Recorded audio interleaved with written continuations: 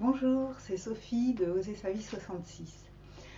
Je vous fais une vidéo, j'espère pas trop longue aujourd'hui. Une vidéo, j'espère que j'en ferai d'autres dans le même thème.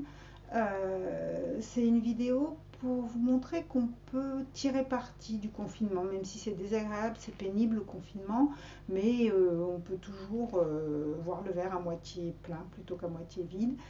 Et notamment, on peut profiter du confinement, par exemple, vous avez été nombreux à le faire, pour cuisiner davantage, donc manger plus sain, même si la plupart d'entre nous ont pris en moyenne 2,5 kg, je crois, lors des deux mois du dernier confinement. Donc là, je vais vous donner une recette tout à l'heure, une recette saine. Ensuite, on peut en profiter pour changer un petit peu. On a plus de temps, donc on peut essayer de changer son mode de vie plus ou moins. Il y a plein de choses qu'on peut faire. On peut notamment, parce que pour beaucoup d'entre nous, la période de confinement, c'est une période où on gagne moins d'argent. Donc on peut notamment changer son mode de vie de façon à dépenser moins sans perdre en qualité de vie. Alors par exemple, c'est l'intérêt de cette vidéo, je voulais vous montrer mes cheveux. Donc moi, ça fait des années que je n'utilise plus ni shampoing ni après-shampoing. J'ai les cheveux qui sentent bon, même lorsque ça fait une semaine que je ne les ai pas lavés.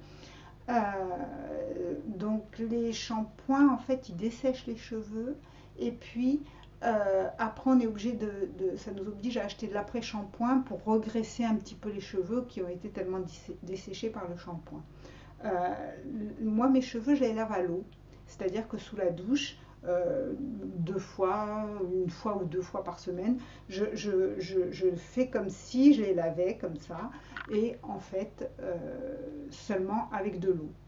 Et après, je les sèche avec la serviette et c'est tout, puis ils sèchent tout seuls comme ça. Voilà. Donc, pour que les cheveux ne sentent rien, il faut il faut manger physiologique. Moins on mange physiologique et plus ils vont sentir les cheveux sales. D'ailleurs, quand je mange très physiologique, que je fais aucun écart, que je mange vraiment correctement, je les lave à peine une fois par semaine. Et puis dès que je commence à faire des écarts, etc., il me faut deux fois par semaine. Enfin, je les lave, je les rince. Voilà.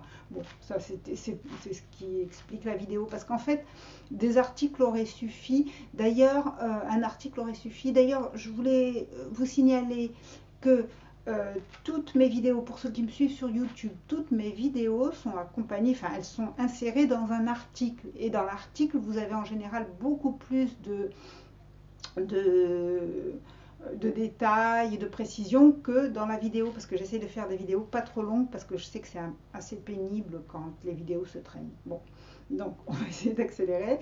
Alors, autre chose que je voulais vous dire aussi, pour ceux qui me suivent sur YouTube, mettez un petit j'aime en dessous si vous aimez, bien sûr, hein. Et puis, ah oui, j'ai un message pour une personne adorable qui m'avait laissé un message sous un de mes articles.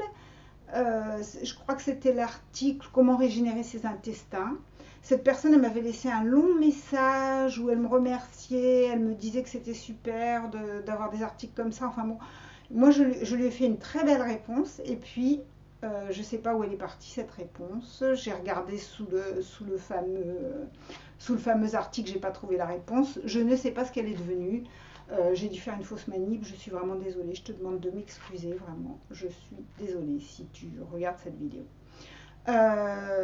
Qu'est-ce que je voulais vous dire d'autre? Oui, donc aujourd'hui, je vais en profiter pour vous parler d'une recette, mais vous trouverez dans l'article, en dessous de cette vidéo, enfin pas en dessous, dans l'article, c'est-à-dire que en dessous de cette vidéo, vous allez avoir un lien sur lequel cliquer qui va vous renvoyer à l'article. Voilà. Et donc, dans l'article, vous trouverez la recette beaucoup plus clairement décrite et tout. Alors, cette recette a une histoire, il faut quand même que je vous dise. C'est sur la base de la recette du gâteau au yaourt. Mais c'est une recette que j'avais modifiée au départ, il y a très très longtemps, il y a des années, les enfants étaient encore petits. J'avais modifié pour la Pâque juive parce que pendant la Pâque juive, on ne doit pas manger, on ne doit rien manger qui soit levé, et puis on ne doit pas manger par extension de la farine. Enfin, il y a plein de choses qui sont interdites comme ça. Et je voulais quand même faire un gâteau, donc c'était le gâteau de Pâques que je faisais à Pâques. Donc je remplaçais par exemple la levure par des blancs d'œufs montés en neige, je remplaçais la farine par de la purée d'amande, enfin, de la poudre d'amande, enfin voilà. Bon. Donc là, cette fois-ci, je l'ai retravaillé cette recette, mais c'est plus du tout pour la Pâque juive, c'est pour qu'elle soit physiologique. Alors, ça va être quand même du cuit, hein. Bon, c'est surtout pour les enfants hein, quand on fait des gâteaux.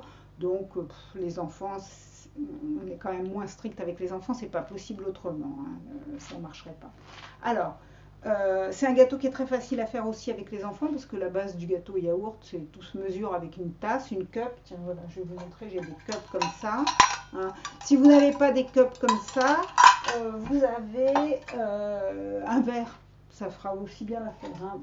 Avec les cups, j'avais acheté ça aussi. Hein. C'est les cuillères à soupe, teaspoon, etc. Bon. Alors,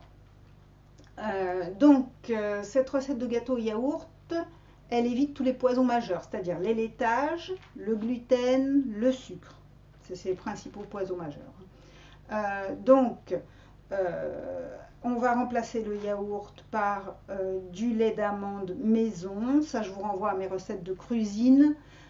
Comment faire le lait d'amande maison, c'est très très facile. Hein, c'est avec de la purée d'amande blanche ou complète, comme on veut, et un petit peu d'eau tiède. Et puis on mélange bien tout ça et ça fait du lait d'amande. Après, on rajoute pas mal d'eau. Voilà. Donc, une tasse de lait d'amande. Pour remplacer le yaourt. On va remplacer la farine par, normalement il y a 3 tasses de farine, on va mettre 2 tasses de poudre d'amande et 1 tasse de farine de sarrasin, mais faite maison et faite sur le moment.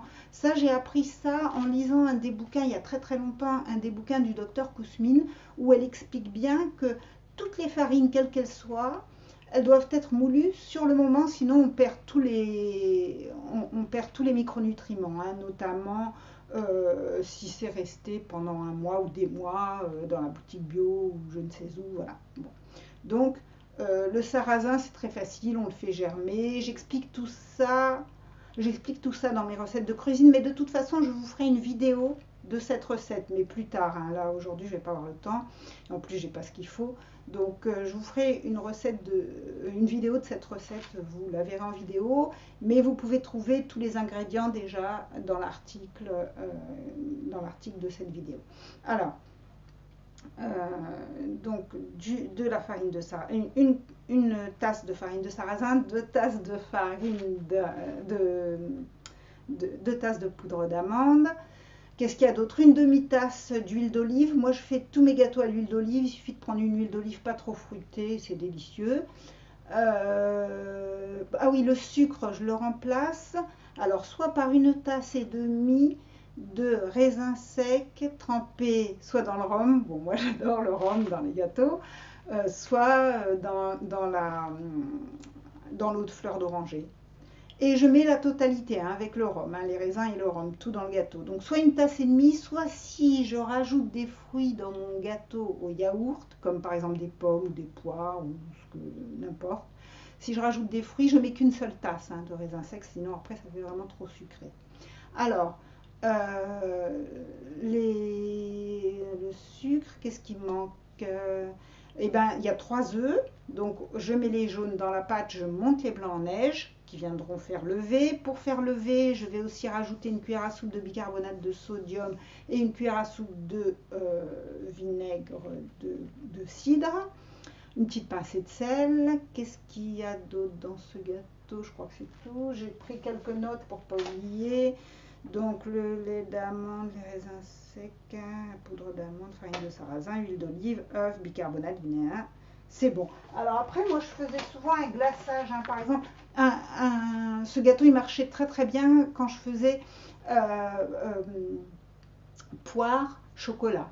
Donc je coupais grossièrement des poires au fond du moule qui a été huilé. Hein. Et puis je versais ma pâte par-dessus et quand il sortait du four, je faisais un beau glaçage au chocolat. Alors le four, c'est pareil, même si on va le faire cuire pour les enfants, on va le faire cuire à basse température, enfin à moins haute température, c'est-à-dire 110 degrés. On le laisse plus longtemps, bien sûr, mais ça suffit 110 degrés. On peut préchauffer le four un peu plus que 110 degrés, mais quand on enfourne, il faut qu'il y ait 110 degrés dans le four. Voilà, il y a plein d'autres façons de tirer parti de ce confinement. J'espère que ça vous aura donné des idées. Allez lire l'article en dessous de cette vidéo, enfin associé à cette vidéo. Et je vous dis à une prochaine fois.